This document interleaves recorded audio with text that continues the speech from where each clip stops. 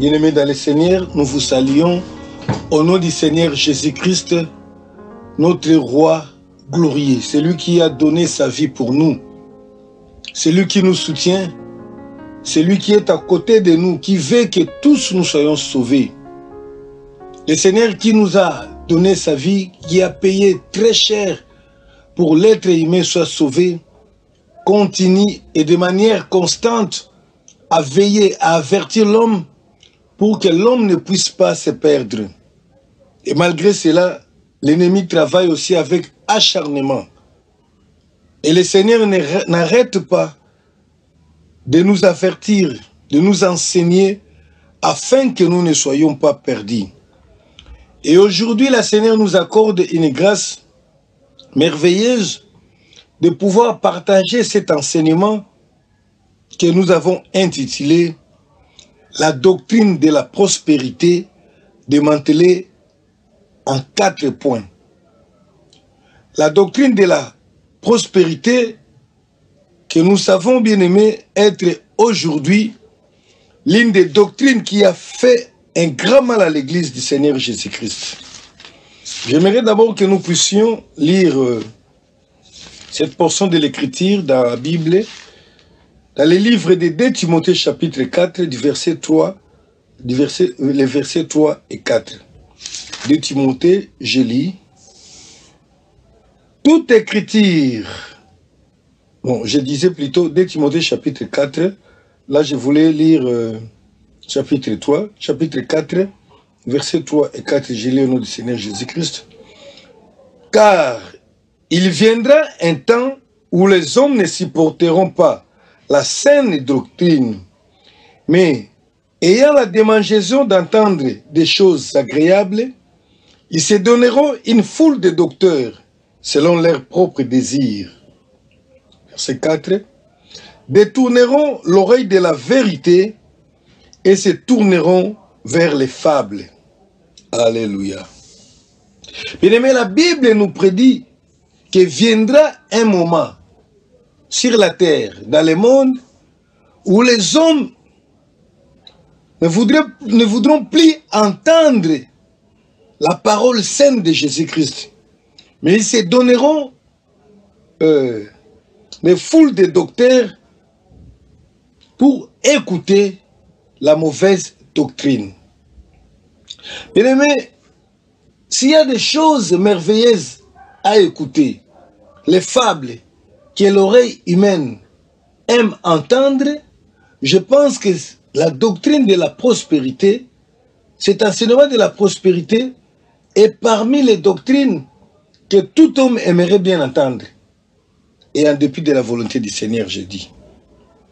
La doctrine de la prospérité est parmi les enseignements et parmi les doctrines qui ont fait plus de mal à l'Église que d'autres doctrines que nous connaissons aujourd'hui. Je l'ai dit haut et fort que c'est une doctrine des démons. Une doctrine des démons, comme disait déjà l'apôtre Paul, au 1er Timothée, au chapitre 4, le premier verset jusqu'à 3, l'apôtre Paul dit « Mais l'Esprit dit expressement que dans les derniers temps, quelques-uns abandonneront la foi pour s'attacher à des esprits séducteurs et à des doctrines des démons, par l'hypocrisie des faux docteurs portant la marque de la flétrissure dans leur propre conscience. » Donc, la Bible nous a déjà prévenu que dans les derniers temps, dans les derniers jours, ce sont les jours que nous vivons aujourd'hui, il y aura l'apparition de plusieurs doctrines, les doctrines des démons. Et la Bible dit que beaucoup de gens abandonneront la foi, la saine doctrine pour s'attacher aux doctrines des démons. Si nous descendons au verset 3, l'apôtre Paul essaye un peu de nous donner quelques-unes de ces doctrines-là. C'est comme ça qu'il parle de ces doctrines qui interdisent aux femmes, aux hommes plutôt de se marier. Et nous les connaissons bien. Il y a toute une église connue aujourd'hui dans le monde qui interdit une certaine catégorie de personnes de pouvoir se marier, l'Église catholique. Donc déjà là, c'est un signe que toute la doctrine qui y est enseignée est la doctrine des démons. Et l'apôtre Paul a cité une autre doctrine des démons, celle qui empêche aux gens de manger certains aliments. Il y en a beaucoup aujourd'hui. Il y a des celles qui ne mangent pas la viande. Ici chez nous au Congo, il y a l'église de Liloba, il y en a beaucoup. Mais l'apôtre Paul n'a pas aussi cité, c'est-à-dire cette liste n'était pas définitive. L'apôtre Paul n'a pas cité, mais nous mettons dans cette liste une autre doctrine que nous reconnaissons comme étant la doctrine des démons, celle que nous appelons la doctrine de la prospérité. Cette doctrine était méconnue des apôtres. Donc, les apôtres ne la connaissaient pas du tout. Les apôtres ne l'ont jamais enseignée. Et aujourd'hui, cette doctrine est enseignée. C'est cette doctrine qui attire beaucoup de gens dans les églises du Seigneur. Malheureusement, pour ces enfants de Dieu qui courent derrière cette doctrine, croyant vraiment être prospères, mais la réalité, ils n'ont jamais été prospères. La fausse doctrine de la prospérité est opérante, mais parfois sans nom. Parfois, les gens qui professent la doctrine de la prospérité ne vont pas vous dire que voilà, notre doctrine s'appelle la doctrine de la prospérité. Mais nous pouvons la découvrir dans ce qu'elle enseigne. Et c'est le travail que nous allons faire ici. Qu'est-ce qui nous enseigne cette doctrine de la prospérité? La doctrine de la prospérité enseigne que l'aisance financière et matérielle est un signe de santé spirituelle. Donc, un enfant de Dieu, lorsqu'il ne connaît pas de problèmes financiers, donc il a des comptes bien remplis, bien garnis en banque, lorsqu'un enfant de Dieu possède des maisons, des biens matériels, cela est un signe que cet enfant de Dieu-là est vraiment un enfant de Dieu et que le Seigneur l'a créé. Cette doctrine enseigne qu'un enfant de Dieu ne peut pas être pauvre. Cette doctrine enseigne que la pauvreté est un signe de malédiction. Cette doctrine enseigne qu'un enfant de Dieu ne peut pas souffrir. Cette doctrine enseigne que la foi en Jésus-Christ donne part aux chrétiens à la bénédiction d'Abraham et qui dit que cette bénédiction, c'est la prospérité matérielle, la possession des biens du monde. Je disais que cette doctrine est méconnue des apôtres. Je me souviens un jour lorsque l'apôtre Pierre et Jean avaient rencontré un paralytique au temple. Cette histoire se retrouve dans le livre des Actes au chapitre 3. Au verset 6, parce que ce paralytique-là était mendiant, qui espérait aussi demander, recevoir quelques aumônes auprès de des disciples du Seigneur. Mais Pierre lui a dit, je n'ai ni or ni argent. C'est déjà un signe que les disciples aussi pouvaient manquer de l'argent. C'est déjà un signe. Sinon, l'apôtre Paul pouvait dire que ici, sur moi, je n'ai ni or ni argent. Demain, je reviendrai, je te donnerai. Mais il a dit, je n'ai ni or ni argent. Ce qui sous-entend qu'il n'avait rien, même à la maison, même en banque. Et si nous allons très loin, nous allons voir que l'apôtre Paul, qui est l'apôtre par excellence des païens, raconte un peu de sa vie. Il dit quoi dans le livre d'1 Corinthiens chapitre 4, à partir du verset 9, l'apôtre Paul dit, car Dieu, me semble, a fait de nous apôtres les derniers des hommes, des condamnés à mort, en quelque sorte, puisque nous avons été en spectacle au monde, aux anges et aux hommes. Verset 10, il continue pour dire, nous sommes fous à cause de Christ, mais vous, vous êtes sages en Christ. Nous sommes faibles, mais vous êtes forts. Vous êtes honorés et nous sommes méprisés. Jusqu'à cette heure, nous souffrons la faim, la soif, la nudité, nous sommes maltraités, errants ça et là. Alléluia. Donc l'apôtre Paul donne un peu l'image de ce qu'il a constaté dans la vie des disciples, des apôtres de ce temps-là. Quel contraste voyons-nous entre les apôtres de la Bible et ceux d'aujourd'hui, qui se promènent en pompe, entourés des gardes du corps, où parfois on étale les tapis rouges. En absence de tapis, parfois les femmes enlèvent les pagnes, ou les gens qui se présentent, je ne sais pas moi, avec une extravagance, avec un habillement vraiment extravagant, qui montre déjà qu'ils sont riches.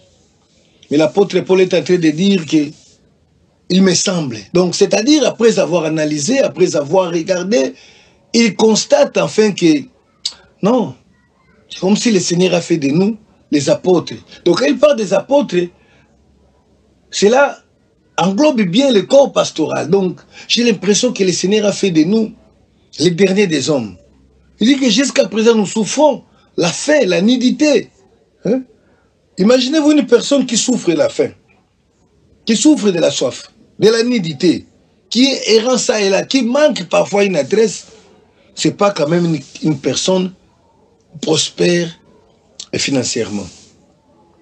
Donc là, nous ne sommes pas, en prêchant en donnant cet enseignement, nous ne sommes pas en train de faire l'apologie de la doctrine de la médiocrité ou de la misérabilisme. Donc nous ne sommes pas en train de dire que être pauvre, c'est ce qui plaît au Seigneur. Oui, ce n'est pas ce que nous sommes en train de dire. On peut bien être pauvre, pécheur, arrogant, orgueilleux, parce que beaucoup déjà pensent que quand on est pauvre, c'est alors qu'on est humble. Non. Mais il est vrai que la Bible nous dit aussi que malheur aux riches. Donc nous sommes en train de prêcher la vérité, que la doctrine de la prospérité ne vient pas de Dieu. C'est comme ça notre enseignement consiste à la démanteler en 4 points. La doctrine de la prospérité est démantelée en 4 points. Donc c'est une doctrine que les disciples n'ont jamais connue, que les apôtres n'ont jamais prêchée. Et d'ailleurs, j'ai dit, si nous devons courir derrière la richesse, alors que le Seigneur lui-même dit, par exemple dans Luc chapitre 6 au verset 24, la Bible dit ceci, Luc 6, 24, le Seigneur dit, malheur aux riches. Mais bien aimé, il faut être quand même malade pour chercher à être casé dans cette catégorie dans laquelle le Seigneur professe déjà une malédiction. Luc chapitre 4, verset 24. La Bible dit ceci. Luc, s'il vous plaît. Attendez que j'y arrive. Luc, chapitre 6 plutôt. Voilà, Luc chapitre 6, verset 24. Veuillez m'excuser un peu. Voilà, je dois arriver. Voilà, malheur, mais malheur à vous, riches, car vous avez votre consolation. Dans ce chapitre, en quelque sorte, le Seigneur est en train de distribuer les bénédictions et les malédictions.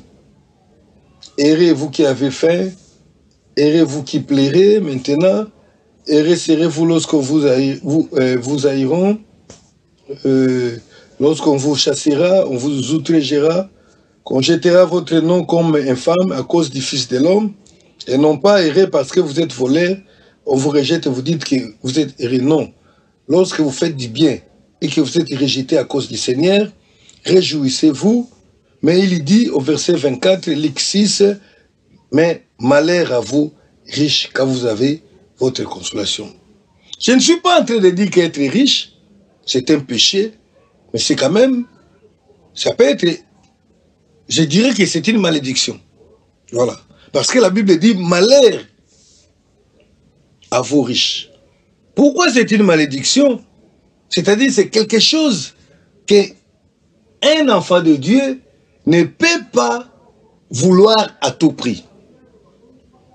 Parce que la Bible nous démontre que le Seigneur lui-même, après avoir analysé, après avoir parlé sur certaines choses, il conclut pour nous dire que il est difficile pour un riche d'être sauvé. Matthieu chapitre 19, verset 23. La Bible dit ceci. Jésus dit à ses disciples, je vous le dis en vérité, un riche entrera difficilement dans le royaume des cieux. Imaginez-vous que le Seigneur a déjà prononcé cette difficulté, mais maintenant une église se met à prêcher, à dire aux gens que faites tout pour entrer difficilement dans le royaume des cieux. D'ailleurs, le royaume des cieux lui-même est difficile à entrer. C'est le Seigneur lui-même qui l'a dit. Efforcez-vous d'entrer par la porte étroite. Et nous allons encore ajouter à cette difficulté de l'étroitesse de la porte une autre difficulté d'être riche. Cependant, la Bible dit que cela n'est pas impossible. Ce qui est impossible aux yeux des hommes n'est pas impossible aux yeux du Seigneur. Et c'est comme ça le Seigneur avait même fait une illustration pour dire que de même qu'il est difficile à un chameau de passer par les trous d'une aiguille, il est de même difficile pour un riche d'entrer dans le royaume de Dieu. Bien aimé, imaginez-vous maintenant déjà que être riche, si on doit dire que être riche est une bénédiction, bien aimé, nous devons faire très attention. Parce que d'abord, la Bible dit, malheur à vous riches, et encore, les riches seront sauvés difficilement. Bien aimé, la pauvreté n'est pas aussi une bénédiction, la pauvreté matérielle. Mais la pauvreté spirituelle, comme dit la Bible, est une bénédiction. Mais la richesse matérielle n'est pas non plus une bénédiction. C'est un malheur, c'est une malédiction, c'est juste une difficulté de plus pour pouvoir entrer dans le royaume de Dieu. Alors que le Seigneur est mort pour que nous entrions dans ce royaume. Le Seigneur est venu pour que nous entrions dans ce royaume. Nous avons crié pour le royaume des cieux. Mais maintenant, il y a un truc qui paraît difficile et nous cherchons à s'en approprier. Donc nous sommes en train de parler sur la doctrine de la prospérité démantelée en 4 points. Et nous avons dit que cette doctrine nous enseigne que l'aisance financière et matérielle est un signe qu'on est à bon terme avec Dieu. Qu'un enfant de Dieu ne peut pas être pauvre, que la pauvreté est un signe de malédiction, alors que nous venons de voir que c'est la richesse même, être riche, qui est signe de malédiction. Et que la foi en Jésus-Christ nous donne part à la bénédiction d'Abraham. Et tous les professeurs, les docteurs de cette fausse doctrine ont aussi leurs bases bibliques, ont aussi leurs appuis bibliques qu'ils utilisent. C'est ainsi que nous les avons réunis en 4 points pour pouvoir les démanteler, pour montrer que la prospérité est une fausse doctrine, est une doctrine qui n'est pas venue du Seigneur Jésus-Christ. Alléluia. Le premier, nous allons étudier ces 4 points pour pouvoir démontrer que réellement la prospérité n'est pas une doctrine venant du Seigneur. Le premier point, c'est que les défenseurs de la doctrine de la prospérité utilisent, ils ont un verset qu'ils aiment plus à utiliser, le verset c'est le verset de 3 Jean, chapitre 1er au verset 2. Ils aiment cette phrase, « Je souhaite que tu prospères à tous égards ». Voilà, nous allons les lire textuellement, afin que nous puissions voir si cela dit exactement que nous devons être riches. 3 Jean, chapitre... Bon, 3 Jean n'a qu'un seul chapitre, chapitre 1er, donc au premier verset. Nous allons lire versets 1 et 2. L'ancien à Gaius, le bien-aimé, que j'aime dans la vérité. Bien-aimé, je souhaite que tu prospères à tous égards et sois en bonne santé comme prospère l'état de ton âme. Vous allez vous retrouver que les défenseurs de la doctrine de la prospérité ont pour premier argument que c'est de la volonté du Seigneur que nous soyons prospères. Nous voudrions ici analyser bien, étudier bien ces textes pour voir si c'est exactement, c'était ça la pensée de Dieu lorsque les hommes de Dieu avaient envoyé cette lettre ou a donné ce message. D'abord, il y a une chose que je constate, c'est que la Bible dit, c'est l'apôtre Jean qui a envoyé ce message qui dit « Je souhaite que tu prospères, je souhaite ». Donc, cette parole n'est qu'une intention, n'est qu'un souhait. Et nous savons qu'un souhait est un vœu, est un désir, mais qui est aléatoire. Un souhait n'est pas une obligation. Un souhait n'est pas une réalité probable. Un souhait est un vœu aléatoire, incertain, improbable. On dirait même un souhait hasardeux. Je souhaite. Donc, quand quelqu'un souhaite, cela ne veut pas dire que la personne là signe, déclare que je veux qu'il en soit ainsi. On peut toujours souhaiter, comme nous l'avons toujours fait. Nous souhaitons des joyeuses années à nos familles, à nos amis, mais il arrive toujours que cela ne se réalise pas. Nous sommes en l'an 2020 et je sais qu'au début de cette année, beaucoup de gens se sont souhaités une bonne année, une heureuse année. Il y a même les églises qui ont déclaré, les églises qui ont l'habitude de mentir pour déclarer des choses, disant que ces choses vont s'accomplir durant l'année, au lieu tout simplement de dire aux fidèles que nous sommes en train de souhaiter, parce qu'un souhait est toujours incertain, comme j'ai dit, improbable. Ils ont souhaité, ils ont déclaré même une année joyeuse. Mais voilà ce que nous sommes en train de vivre aujourd'hui. Donc, le Seigneur n'est pas tenu à accomplir un souhait. Le souhait, ce n'est pas une volonté. Et ce souhait, c'est quoi? Il souhaite que les frères puissent prospérer dans tous les domaines, donc à tous égards, dont la priorité était d'abord accordée à la prospérité de l'âme. C'est comme ça que la Bible nous dit, « Bien-aimé, je souhaite que tu prospères à tous égards et sois en bonne santé comme prospère l'état de ton âme. » Donc, il y avait déjà ce qui était voulu prospère, c'était l'état de l'âme de la personne qui avait écrit. Et là, il n'y avait pas de souhait, mais c'était une volonté délibérée que tous les enfants de Dieu puissent prospérer en âme, c'est-à-dire qu'ils puissent grandir, qu'ils deviennent riches dans de bonnes œuvres, dans la connaissance du Seigneur Jésus-Christ. Et le souhait maintenant est arrivé en deuxième position pour que les enfants de Dieu puissent aussi prospérer dans l'état, dans la santé physique, dans leur santé physique. Et vous savez que en ce qui concerne la priorité, selon qu'on nous dit ici, la priorité était d'abord les salis de l'âme, la prospérité de l'âme. C'est aujourd'hui, ceux qui prônent la prospérité mettent de l'avant, ou bien au même pied d'égalité, les salis de l'âme et la prospérité matérielle.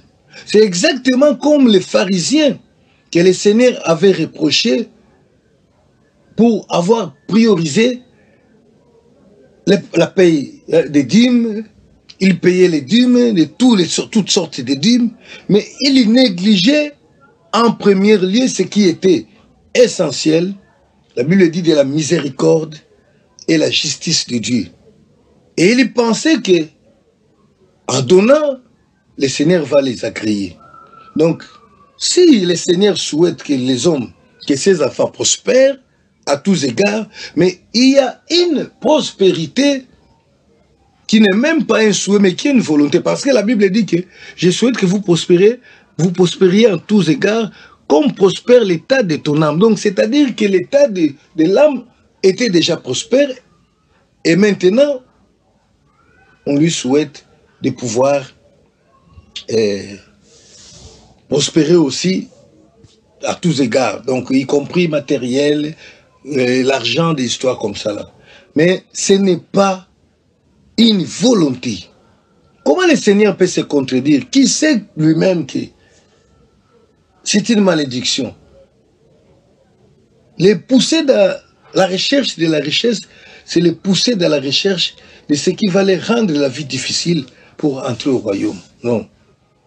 Un souhait n'est pas une volonté délibérée, c'est juste un souhait, et un souhait a toujours un caractère aléatoire, incertain. Encore plus, c'est le souhait de l'apôtre. La doctrine de la prospérité démantelée en 4 points. Ça, c'est le premier point. Comme je viens de le dire là, les défenseurs de la doctrine de la prospérité aiment utiliser ce passage de la Bible qui dit « Je souhaite que tu prospères à tous égards ». Et on vient de démontrer que ce n'est qu'un souhait, ce n'est pas une volonté délibérée, et ce qui était priorisé ici, c'était d'abord la prospérité de l'âme, parce que Jésus veut les salut de nos âmes. Le deuxième point, c'est que les défenseurs de la prospérité soutiennent ou utilisent comme argument, c'est la promesse du centuple. Le Seigneur a promis aux chrétiens les centuples. Et je pense même que ce deuxième point se trouve être même le fondement de cette doctrine de la prospérité, du moins, se trouve être vraiment la fer de lance, le fer de lance de cette doctrine, parce que ils disent, le Seigneur lui-même avait promis, avait déclaré que tous ceux qui croiront en lui recevront au centuple. Mais nous devons quand même lire pour comprendre bien l'esprit de la parole du Seigneur. C'est comme ça que le Seigneur disait que la parole que je vous ai dite là est esprit. C'est-à-dire que cette parole a un sens spirituel que vous devez comprendre. Nous lisons premièrement dans les livres de Marc. Cette histoire du centuple se retrouve dans l'évangile, dans 3 des évangiles. Dans les livres de Marc, Matthieu et Luc. Et nous allons commencer par les livres de Marc. Et nous allons les lire rapidement. Je pense qu'aujourd'hui, nous allons nous arrêter au deuxième point pour pouvoir continuer très prochainement. Nous lisons les livres de Marc. Marc chapitre 10, au verset 30. 29 et 30, Marc 10. Je lis au nom du Seigneur Jésus-Christ. Jésus répondit, « Je vous le dis en vérité, il n'est personne qui, ayant quitté à cause de moi et à cause de la bonne nouvelle, sa maison, ou ses frères, ou ses sœurs, ou sa mère, ou son père, ou ses enfants, ou ses terres, ne reçoivent au centuple présentement dans ces siècles-ci des maisons, des frères, des sœurs, des mères, des enfants et des terres, avec des persécutions et dans les siècles à venir la vie éternelle. Et mais pour vous qui avez quand même le temps de suivre les enseignements sur notre chaîne chrétienne émettant sur YouTube, Christ sans frontières TV. Je pense que vous vous souvenez que nous venions déjà de lancer un enseignement où nous avons parlé sur les 3 parts de l'héritage du chrétien. Et nous retrouvons ces 3 parts ici, l'héritage que le Seigneur a donné à tous ceux qui croient en lui, du moins à tous ceux qui l'ont accepté d'être leur Seigneur et Sauveur, et qui ont abandonné beaucoup de choses à cause de l'évangile ou bien à cause du Seigneur. Il y a 3 parts dans cet héritage-là. Et nous venons de voir tous ces 3 parts dans les textes que nous venons de lire là. On nous dit que ils vont recevoir d'abord au centuple dans les siècles présents, ça c'est verset 30 de Marc 10, au centuple dans les siècles présents. Qu'est-ce que là on a cité? On a cité des maisons, des frères, des sœurs, des enfants, des terres. Premièrement, on a cité au centuple. Et là, ce n'est pas spirituel, c'est physique quand même. Il faut que nous soyons d'accord, puisqu'on risque de tout spiritualiser pour éviter de parler de cette aisance, de cette prospérité. Non. Le Seigneur a parlé de façon claire que tous ceux qui vont abandonner leurs affaires, leurs terres, leurs femmes, leurs affaires pour la cause du royaume, vont recevoir au centuple les terres, les maisons, les enfants, les mères et les persécutions. Et enfin, dans les siècles à venir, la vie éternelle. Donc il y a 3 parts. Et ces 3 parts, les chrétiens en reçoivent 2 sur la terre. Et la dernière part, c'est après la mort, donc à la résurrection, la vie éternelle. Et c'est le même message, la même promesse qui a été encore donnée dans les livres de Matthieu et les livres de Luc. Mais vous allez voir que Matthieu et Luc avaient omis l'aspect persécution. Mais voilà comment aussi les Écritures se complètent. La parole de Dieu se complète. Matthieu n'a pas parlé de la persécution et Luc n'a pas parlé de la persécution, mais Matthieu a parlé de quelque chose de très important qui va nous aider à comprendre la pensée du Seigneur. Parce que j'ai dit, la promesse du centuple, ça trouve être le fondement même du ministère de la doctrine de la prospérité. Parce que le Seigneur a promis de donner au centuple à ceux qui croiront en lui. Je relis les mêmes versets que nous avons lus dans les livres que on vient de lire dans Marc. Nous les lisons maintenant dans les livres de Matthieu chapitre 19, versets 27 à 29. Je lis au nom du Seigneur Jésus-Christ. Pierre, prenant la parole, lui dit, « Voici, nous avons quitté et nous t'avons suivi. Qu'en sera-t-il pour nous » 28, Jésus leur répondit, « Je vous l'ai dit en vérité, quand le Fils de l'homme au renouvellement de toutes choses sera assis sur le trône de sa gloire, vous qui m'avez suivi serez de même assis sur 12 trônes et vous jugerez les 12 tribus d'Israël. » À la question de Pierre, le Seigneur répond à 2 volets. Au premier volet, il a répondu d'abord juste pour les disciples qui l'accompagnaient.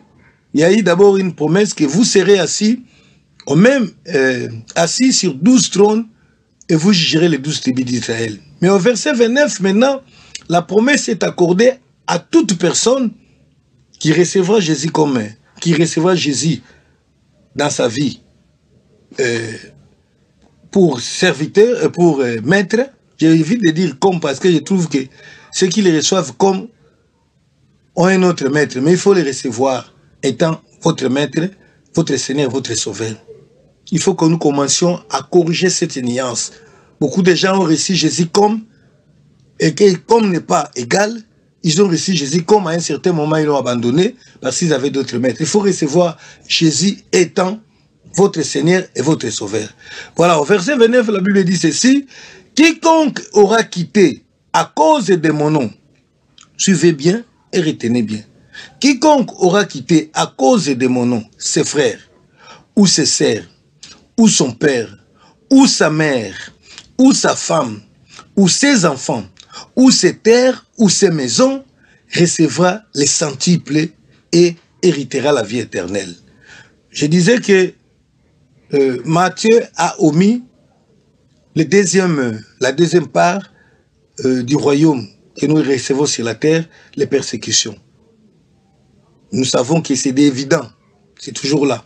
Mais Matthieu a parlé de quelque chose d'important qui va aider pour comprendre la pensée du Seigneur. Il a dit ceci. Le Seigneur dit, quiconque aura quitté, qu'est-ce qu'on est en train de quitter ici? Il y a à quitter d'abord les frères, les sœurs, son père, puisqu'en réalité, on n'en a pas deux. Pour la naissance biologique, il n'y a qu'un seul père, et aussi une seule mère. Son père, sa mère, sa femme. Le Seigneur reconnaît encore qu'il n'y a pas de ces femmes, quelqu'un qui aura quitté sa femme, ou ses enfants, ou ses terres. Et cette personne-là va recevoir au centuple ces choses de la terre. De l'autre côté, on a parlé des sœurs, des frères, des sœurs, des mères, des pères au centuple.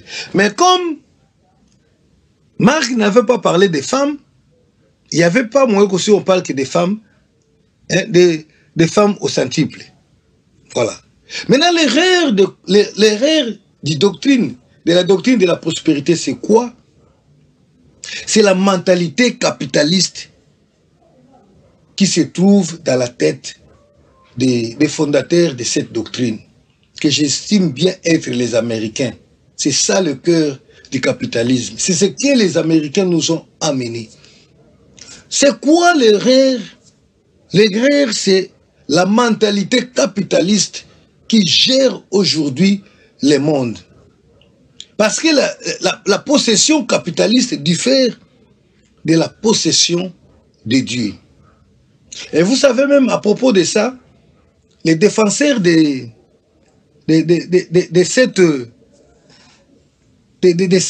disons, ils sont vraiment les promoteurs, ils ont promis, ils ont défendu cette fausse doctrine, la doctrine des démons, de la prospérité. Monsieur